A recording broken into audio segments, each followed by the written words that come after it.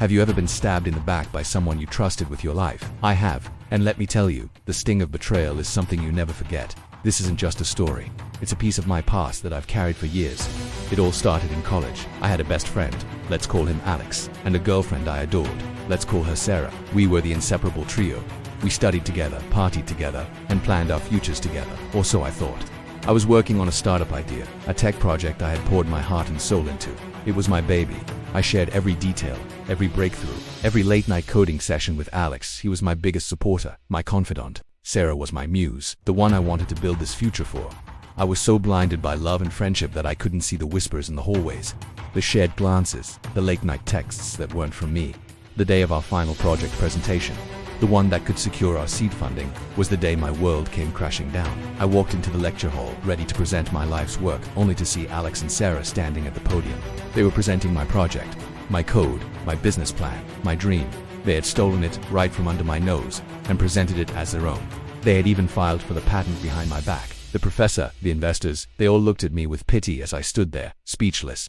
I had been erased from my own story. The betrayal was absolute. It wasn't just about the project. It was about the two people I loved most in the world conspiring to destroy me. That night, I didn't get angry. I got quiet, the kind of quiet that builds storms. For the next 5 years, I disappeared. I worked odd jobs, saved every penny, and spent every waking hour learning. I mastered new coding languages, studied market trends, and built a network from scratch. I was fueled by a single burning desire to build something so successful, so undeniable that they would have no choice but to see it. It wasn't about revenge in the traditional sense. I didn't want to destroy them, I wanted to eclipse them. I launched my new company. It was in a similar space, but my technology was light years ahead. It was faster, more efficient, and more user-friendly. I had learned from my past mistakes.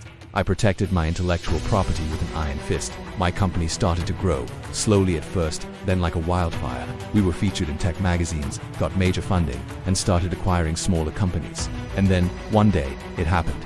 My acquisitions team brought me a proposal to buy out a struggling company, a company that had once shown promise but had failed to innovate. The name on the proposal was all too familiar. It was their company, the one they had stolen from me. They were on the brink of bankruptcy, and I was their only hope. I arranged the final meeting myself. When I walked into that boardroom, the look on their faces was worth every sleepless night. The shock, the confusion, the dawning realization, it was all there. I didn't gloat. I didn't say, "I told you so." I just sat down, opened the folder and said, "Let's talk business." In the end, I bought their company for pennies on the dollar.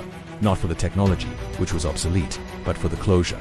True revenge isn't about causing pain. It's about proving that their betrayal was nothing more than a footnote in your success story. It's about taking back your power and writing your own ending. My success was my revenge, and it was sweeter than I ever could have imagined. Thanks for listening to my story. If you've ever faced a major setback, remember this: the best comeback is to build a life they can only dream of. Don't forget to like and subscribe for more stories. See you next time.